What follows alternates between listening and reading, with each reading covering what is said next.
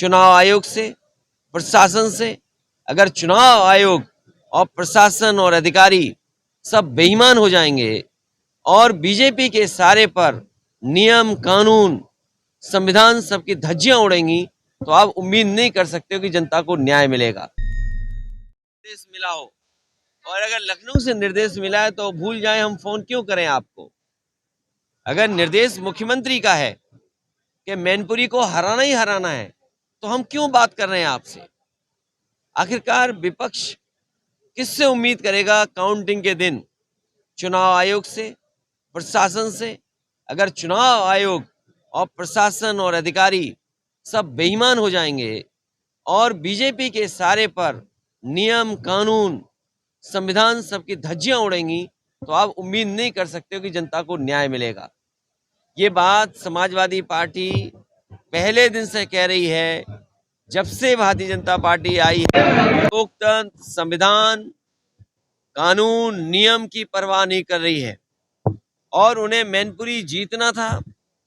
मुख्यमंत्री के निर्देश पर न केवल मैनपुरी बल्कि उत्तर प्रदेश में जगह जगह आप जानकारी कर लें जहां से शिकायतें आई हैं, और गोरखपुर मुख्यमंत्री के खुद के जिले में तो कमाल की शिकायत आई है कि जितना वोट पड़ा उससे 1 लाख ज्यादा वोट गिन गया।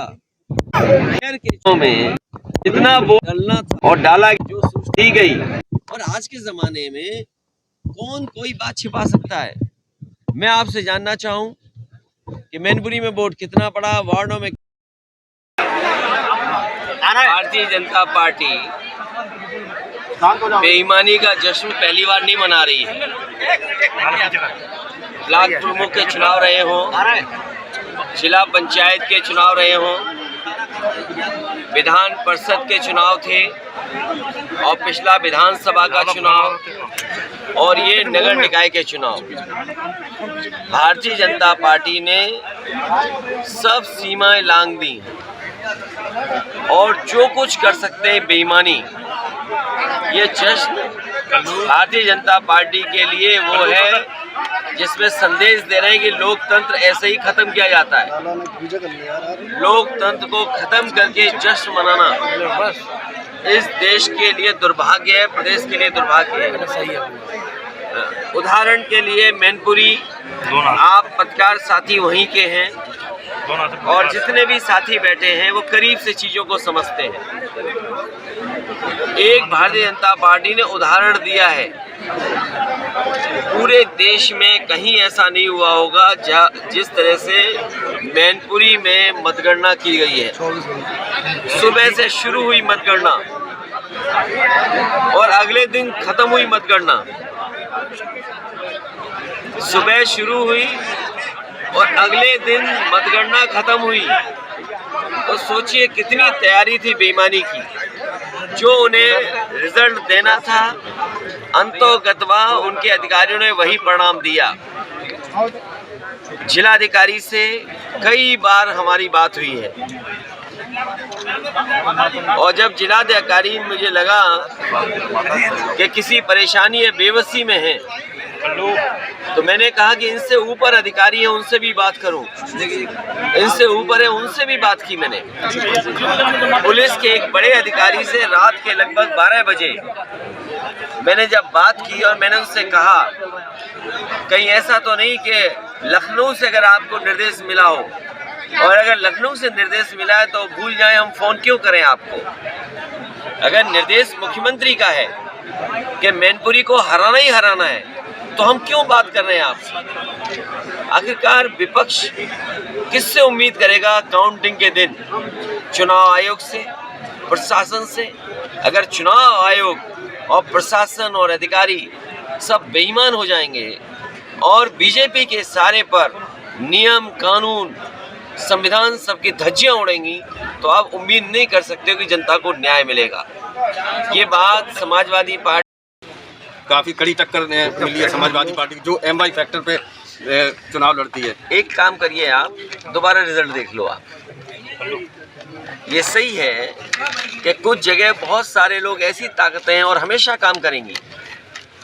उनको शिकायत ये है कि समाजवादी पार्टी को इतना परसेंटेज वोट क्यों मिल रहा है। इसलिए मैं कहना चाहता हूं कि आज भी साजिश करने वालों के बाद भी समाजवादी पार्टी का जो वोट परसेंटेज है वो कम नहीं हुआ। लेकिन चाहे टाउन एरिया हो, नगर पालिका हो और मेयर के चुनाव में भी समाजवादी पार्टी का वोट बढ़ा है। तो जो लोग साजिश कर रहे हैं वो षड्यंत्र इसलिए कर रहे हैं कि समाजवादी पार्टी मुकाबले में है। अतः जी, जब मेयर के चुनाव में आपने और डिम्पल जी ने लगातार रोड शो किए और देखने को मिला कि आप लोगों की जो लोकप्रियता थी जिसके चलते रोड शो सफल भी दिखे, लेकिन परिणाम जो आए उसको कैसे देखते हैं आप? क्या कहना चाहते हो उन परिणामों को कि मेयर के 17 के 17 चुनाव उनने जीते? देखिए, हालांकि कुछ अखबारों ने ऐसी बात लिखी है जो मैं नहीं कह सकता हूँ। एक अखबार है उसने ऐसी समीक्षा की है जो मैं नहीं कह सकता हूँ, क्योंकि मैं पॉलिटिक्स करता हूँ, पॉलिटिकल पार्टी से बिलोंग करता हूँ, वो बात नहीं लिख सकता हूँ, ना कह सकता हूँ। लेकिन अखबार ने कहा कि कुछ झुकाव कुछ लोगों का उसी दल में है, तो वो मैं बात नहीं कह सकता। अतः जी, इसलिए हमें लौट करके अपनी बुनियादी सवालों को फिर उठाना पड़ेगा, और वो बुनियादी सवाल वही हैं कि पिछड़ों को हक मिले, दलितों को हक मिले, मुसलमान भाइयों को हक मिले। अतः जी, कर्नाटक में जो हुआ है कर्नाटक देखो, ये बात आ जाए कि हम अधिकारियों से कोई न्याय की उम्मीद नहीं कर सकते, तो बताओ लोकतंत्र बचा कहाँ है? मान लीजिए हम इस कार्यक्रम में आए हैं, आप प्रोटोकॉल किसको यहाँ रहना चाहिए, वो अधिकारी गायब है। सोचिए आप, अभी मैं गया था बेबर, मैंने देखा वहां पर जिन्हें मौके पे होना चाहिए वो है ही नहीं। आखिरकार क्यों जनता से बचते घूम रहे हैं? वो जानते हैं कि सामने आएंगे तो जनता का गुस्सा का सामना करना पड़ेगा। क्या कांग्रेस से गठबंधन की उम्मीद की जा सकती है? गठबंधन की अभी बातें मत करो, अभी बहुत लंबी लड़ाई है। कर्नाटक में मोदी जी ने, अमित शाह ने और देश के तमाम भाजपा नेताओं ने रोड शो किए और वो उसके बाद भी उन्हें करारी शिकस्त मिली। क्या देखते हैं लोकप्रियता को लेकर? मोदी जी की लोकप्रियता को लेकर क्या कहते हैं? भारत के लोग और आम लोग कभी नफरत को पसंद नहीं कर सकते, बंटवारे को पसंद नहीं कर सकते। ये जो मिली जुली संस्कृति है हमारी आपकी, अलग अलग जाति धर्म के लोग हम जो मिल करके रहते हैं, हमारा समाज वही गुलदस्ता है जहां हर जाति धर्म के लोग मिल के रहते हैं, उसको ठेस पहुंचा रहे थे। ये बीजेपी के लोग नफरत बांट रहे थे, नफरत को हराया कर्नाटक के लोगों ने, और हमारी तो पढ़ाई हुई है वहां पर। और कर्नाटक के लोगों ने जो संदेश दिया है, एक बड़ा संदेश दिया कर्नाटक।